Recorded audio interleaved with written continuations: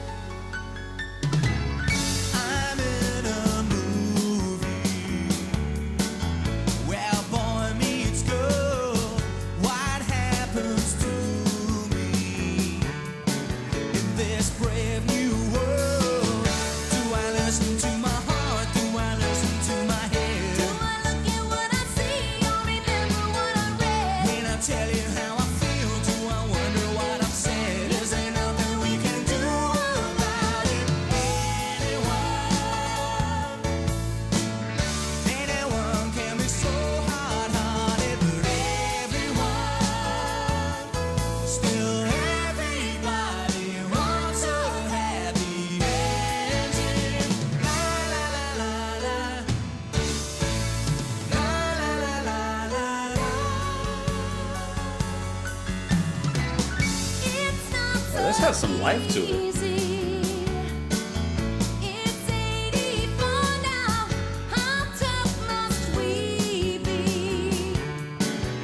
Love this little bass line that pops up and comes down.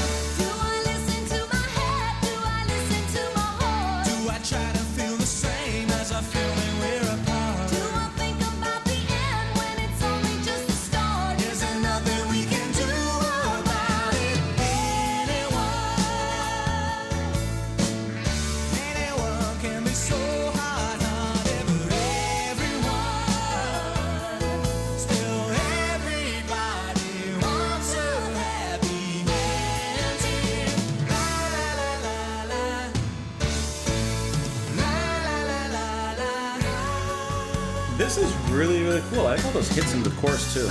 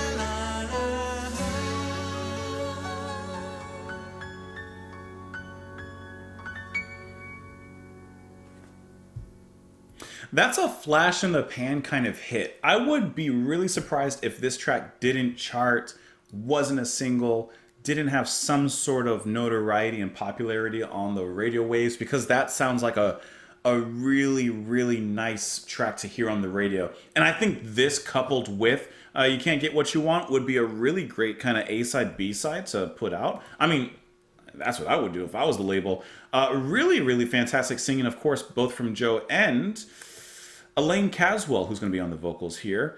I've never personally heard of her. I'm trying to find some quick information about her.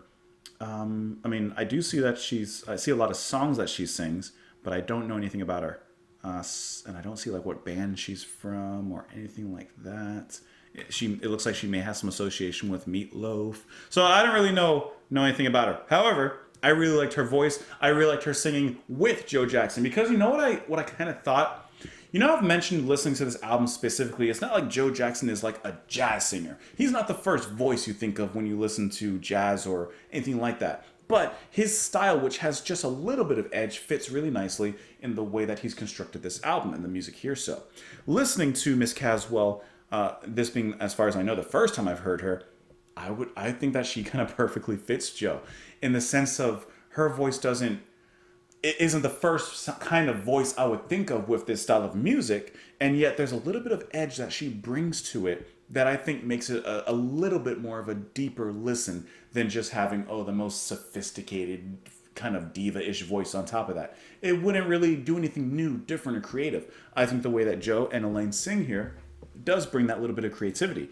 The way that the saxophone cries out in the break, courtesy of Tommy Aiello, I think that's how you pronounce his name, was really nice. The piano, obviously gorgeous.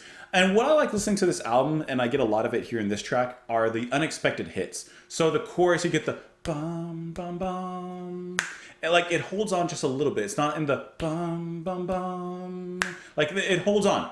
And then the hits after that are, at least on a first listen, they're kind of surprising. You can't really catch them right away. So I like how there's that unpredictable nature, even within, for lack of a better word, a more standard song structure. I just think that comes across very nicely, and like I said, adds a little bit of depth into the music. There's some curveballs in there. I'm in a movie where boy meets girl. What happens to me in this brave new world? Do I listen to my heart? Do I listen to my head? Do I look at what I see or remember what I've read?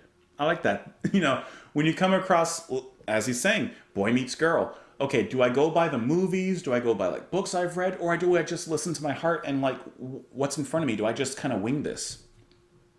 Anyone can be so hard-hearted, but everybody wants a happy ending. It's not so easy. It's 84 now.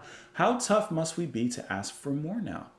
Do I listen to my head? Do I listen to my heart? Do I try to feel the same as I feel when we're apart? Some good little lines in here, huh? I get so scared when I see the evidence against our case. Each movie so far this year ends up with someone crying or even someone dying. And then he repeats, do I listen to my head? Do I listen to my heart? I like that, you know.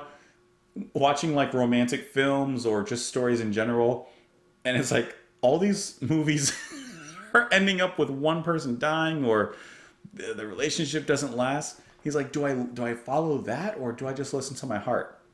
At the very end, he says, anyone can be so hard-hearted, but everybody still wants a happy ending. So he doesn't quite answer it. Maybe he takes the best of both worlds. Maybe he takes a little bit of this, a little bit of that. Who knows? But it seems that it says it's a happy ending, so I'd have to imagine that it's ending in a good note, or maybe that's just wishful thinking. I don't know. It's a good track, though. Let me know what you all thought of the track. You can... Oh, hold on, no. Hold on. I remember seeing that there was a Wikipedia article for this track. Okay, this, let's see.